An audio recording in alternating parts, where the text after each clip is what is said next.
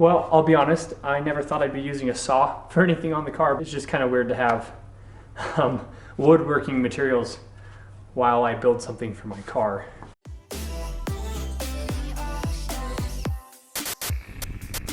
Hey everybody, welcome back to Tenza Motorsports. Today I want to go over some of the front end cosmetics a little bit. Now I don't normally do a ton of cosmetics on this car. If it looks good, then that's great. If not, I can go at least it was functional. I've been getting a lot of questions based on the video I did where I walked around the car, and all these questions are totally fine. I do my best to answer them in the comment section. If not, oftentimes I will make a video. So today I want to make a video on this hood and some other questions that people have been asking. But before we go into the hood, I want to go around the front of the car a little bit and answer some of the other questions I've been getting a lot of, and just make sure everybody's on the same page, because I did my best to explain it on the other video where, again, I walked around the car and shown everybody what was going on. So let's go and start over here on the fender. All right, so first thing I want to talk about is all the vents on this car. All of them are real. This one's real and functions. These are real and they function. This is real. I don't know how functional it is. This is the stock M3 vent that goes on this fender, because this fender is a stock fender, but this does have a hole that goes all the way through it, and however BMW set it up, that's how it is now. The 330 sticker that's on there, I made. I've been getting a lot of people asking how I got that. Basically what I did was I took a black piece of vinyl and I wrapped over the M3 logo, and then I printed out 330 and then CI. So hopefully that cleared that one up. I've been called a ricer a lot recently because of all the vents that are on here. Everything's functional. As best of my knowledge, this is functional as well. This one definitely is. These ones on the top are, and so is that one there at the back. Now let's go around to the front and talk about the hood. Now the best way I can explain this is when I put this hood on with my stock 330 fenders, everything fit perfectly. The hood came down, it filled in this gap along the bottom here, and it fit with the fenders just like it should. As soon as I put these M3 fenders on, the fenders actually sit taller, and to make the hood not look silly along the sides here, I decided to make a gap at the bottom. So this gap right here is a result of the fenders being too tall.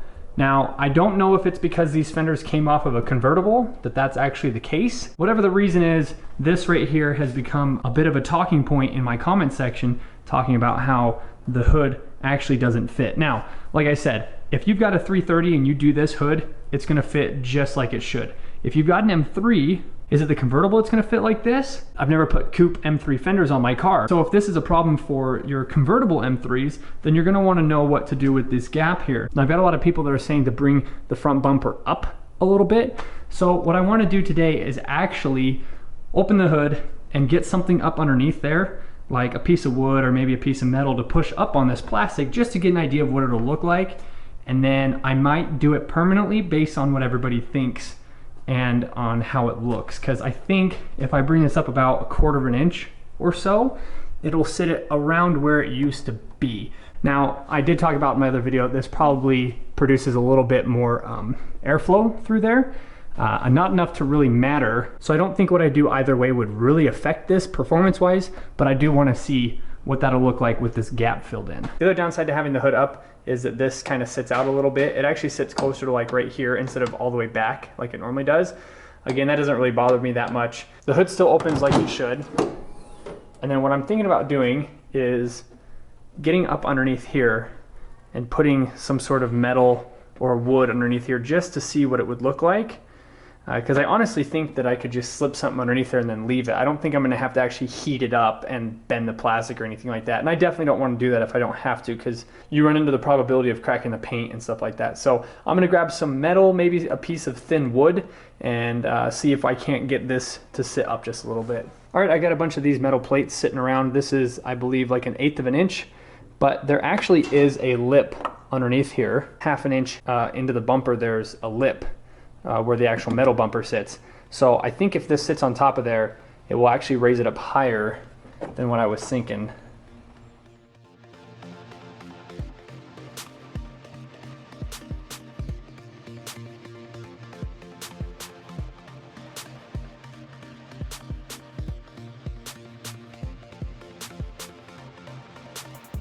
All right, so it looks like it raised it up quite a bit. If this is all it's going to take is to just slip a piece of metal in there along the front of this to bring this up and fill that gap, without it looking silly. One of the things about the E46 is you can see that it actually dips down right here on purpose because the hood's supposed to come all the way down. So if I can keep that look and have the hood fit better, I'd probably be okay with it. So let's bring the hood down here and see. All right, well, I am pleasantly surprised at how that actually cleared it up. You can see it wiggles just a little bit, but I'm not really worried about it too much because obviously I'd make sure that the pieces of metal are evenly spaced. I'd go in there and adjust them as necessary, but that closes that gap up quite a bit. So I want everybody to leave in the comments below what they think I should do. Should I just leave the gap and not worry about it? Because right now, I kind of don't care. I think it looks good either way. It didn't really bug me before. I just had so many people talking about it that I decided to address it a little bit more specifically, but I think it looks really good the way it is. So vote below and tell me what you think I should do with this, because if all it's going to take is sliding a couple pieces of metal in there, I might have to fasten them somehow.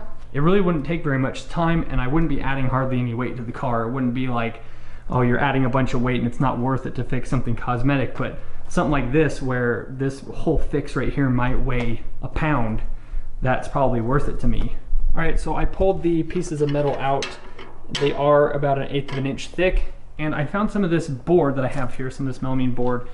Obviously you can see here it's broken. This was a shelf, and it's not going to be used for anything since it's no longer usable as a shelf. And this is 1/4 of an inch, so basically double the width of these. And I want to build something real simple out of this. I don't think this is obviously the material I would want to use on something like this, even though this car doesn't get wet and sit outside or anything like that. And it would be easy to replace just by pulling this up and pulling out whatever system you put in there. But I'm gonna build it out of this just so we can get the best idea of what it's gonna look like.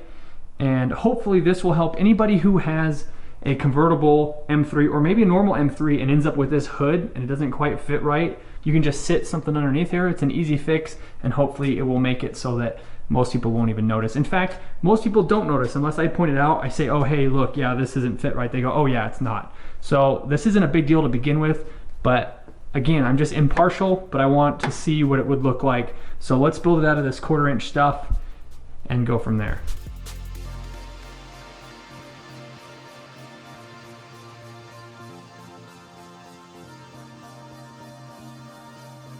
Well, I'll be honest, I never thought I'd be using a saw for anything on the car, but I guess this is just like a template as a test fit, but it's just kind of weird to have woodworking materials while I build something for my car.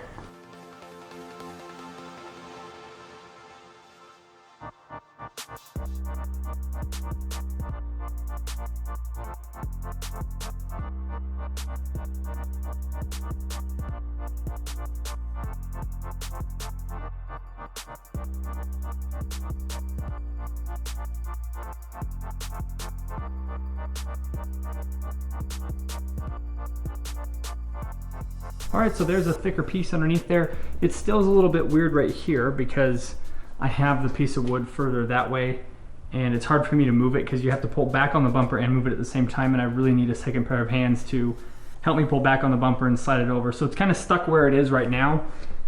So just kind of ignore this side, but this is what it would look like if I were to have the bumper sit up 1/4 of an inch higher than it was. If you're in the same position that I am in, where your M3 GTR Dura Flex hood doesn't fit quite just right, if you want to do something small like this, not a big deal. If you don't, again, I don't really think it matters that much, and I really do want to hear what you guys say, because if I don't hear anything back, if just nobody comments on this video, I'm probably just going to pull this back out and leave it how it was. But I was just getting so many comments, I thought I'd go over it. So I want to say thanks to everybody who checked out today's video. Like if you enjoyed it, comment, share, subscribe. Check out my Patreon link is in the description below. Also check out my Instagram, that's in the description below. And let me know your experiences. How many of you out there have M3s? How many of you out there have tried the M3 GTR hood through Duraflex? And who else is fighting issues like this? I really am truly curious to know if I'm the only one that's fighting this because of how Frankenstein and mix match parts that make up my car, if I'm the only one who's actually fighting this issue. I'll probably be posting this video a little bit early because I want to hear sooner from you guys instead of waiting the 5 or 6 weeks that I have my hang time from my video recording to when it actually gets published. So if you see anything around the garage that ruins continuity, just kind of ignore that. Like I'm standing next to the transmission out of this car because I'm doing the clutch in this car still. Been just waiting a long time for that. So just let me know in the comment section below what your guys' ideas and thoughts are. And until next time, we will see everybody in the next video.